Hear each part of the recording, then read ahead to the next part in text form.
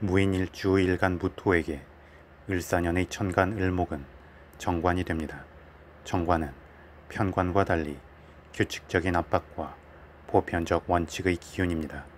그래서 예측 가능하게 책임의 무게감이 들어오기 때문에 안정적으로 사회적 지위가 오르고 보편적 원칙과 시스템을 따르기 때문에 주변을 지휘함에 있어 공공의 명분으로 편안하게 상황을 이끌 수 있습니다.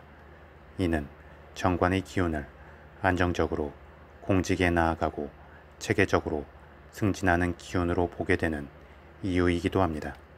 다만 정관을 비롯한 관성의 기운은 아무리 예측 가능하고 보편적 원칙에 준해서 움직인다고 해도 마치 등짐을 지고 가는 것과 같기 때문에 피곤함과 스트레스는 따를 수 있습니다. 승진을 하고 공직에 나아가며 책임지는 위치에 오른다는 것은 또 그 나름에서 신경 쓰고 관리할 것들이 늘어나게 되고 자신의 울타리 안으로 더 많은 사람들이 들어온다는 것을 의미합니다. 이는 자신이 한 선택과 결정 그리고 행동 등이 온전히 자신만의 문제가 아님을 의미합니다.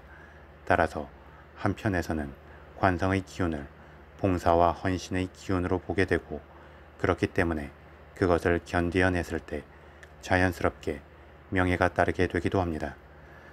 한편 무인일주는 일지에 임목 편관의 기운을 깔고 있기 때문에 을사년의 을목 정관의 기운과 더불어 관살 혼잡을 이룰 수 있습니다.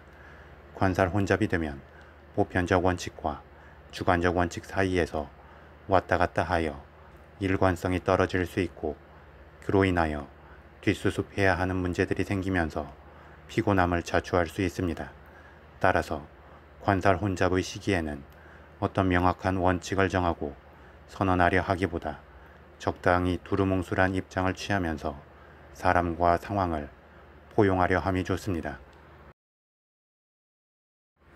더불어 정관의 기운은 남녀 모두에게는 승진과 이동의 기운이고 남자에게는 자식의 기운이 되며 여자에게는 연애와 결혼의 기운이 됩니다. 따라서 관련한 흐름이 생길 수 있는데 위에 설명한 관살 혼잡의 여지가 있기 때문에 어떤 명확한 기준으로 사람이나 상황을 판단하려 하지 말고 마음을 느긋하게 가지면서 두루두루 포용하려 할 때 긍정적일 수 있습니다. 다음 무인일주에게 을사년의 지지인 사화는 편인이 됩니다. 편인은 정인과 달리 주관적으로 수용하고 주관적인 확신과 믿음을 갖는 기운이 됩니다. 그래서 긍정적으로 작용하면 강한 뒷심을 제공해주지만 부정적으로 작용하면 의심이 많아지면서 생각의 시간이 길어질 수도 있습니다. 더불어 편인을 비롯한 인성의 기운은 합격과 계약, 공부, 생각과 아이디어의 기운이 되기에 관련한 흐름이 생길 수 있습니다. 나아가 인성의 기운은 제도약을 위한 준비와 재정비의 기운이 되는 만큼 일부에서 일적으로나 심정적으로 다운되는 느낌이 생길 수 있습니다. 이러한 때에는 굳이 무리해서 새롭게 움직이려 하기보다 기존의 상황을 안정적으로 유지하는 데에 집중하면서 내실을 다지면 좋습니다. 그리고 사화 편인의 기운인 무인일주 일지 편관의 기운과 을사년의 천간 정관의 관살 혼잡의 흐름을 완충해주게 됩니다. 이는 마치 자동차의 트렁크에 목적이 다른 두 개의 짐 중 어떤 것을 실을까 고민하지 않고 둘 다 실어버리는 느낌이 됩니다. 그런 만큼 무인일주는 을사년에 초반에는 일부의 흔들림이 있을 수 있지만 서서히 상황을 아우르고 긍정적으로 승화시키면서 사회적 위치가 오르고 책임의 무게도 잘 감당해내게 될 것입니다.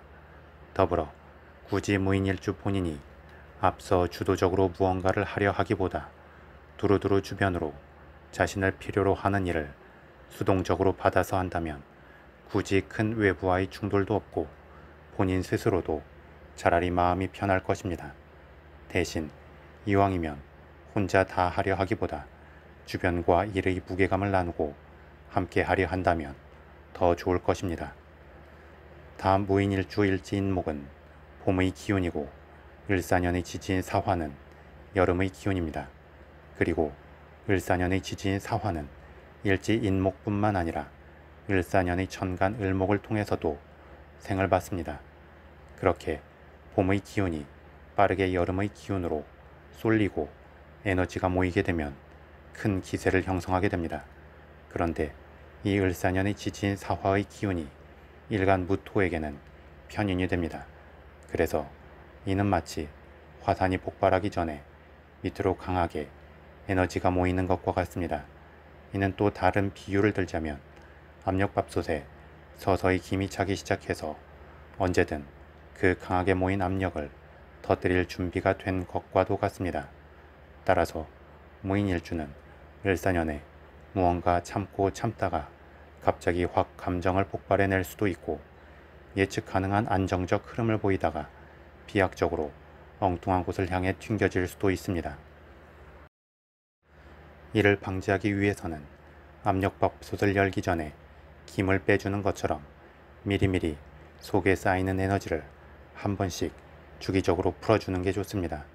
이를 위해서는 규칙적으로 운동을 해주는 것도 좋고 취미생활을 통해 풀어내는 것도 좋으며 주변에 마음이 맞는 사람들과 수다를 떠는 것도 괜찮습니다. 다만 함께 일하는 사람들과는 굳이 필요 이상의 대화를 늘리게 되면 그 자체로 나름의 꼬투리가 잡힐 수도 있기 때문에 이왕이면 사적인 대화는 다른 영역의 사람들과 하는 것이 좋습니다. 더불어 편인의 기운으로 에너지가 모이는 것은 또 그 나름에서 좋은 생산적 아이디어를 많이 떠올릴 수 있음을 의미하기도 합니다. 다만 그 생각의 기운이 내면에만 머물게 되면 쓸데없이 꼬리를 물고 이어지기 때문에 기록하면서 생각을 정리하면 좋습니다. 그래서 일기를 쓰는 것도 좋고 가볍게 아이디어 노트 같은 것을 작성해도 좋으며 실제로 몸을 움직여 간단한 형상으로 가볍게 구체화시켜 보는 것도 좋습니다. 그렇게 차오르는 생각의 아이디어들을 계속 정리하고 적당히 풀어내려 하면 오히려 그 안으로 또 새로운 아이디어들이 차오를 수 있고 본인의 마음도 생산적인 쪽으로 흐르게 될 수 있을 것입니다.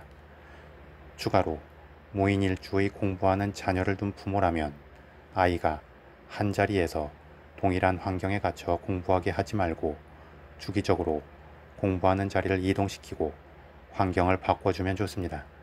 그러면 아이도 답답함을 느끼지 않고 순간순간 더 잘 집중하고 몰입할 수 있을 것입니다.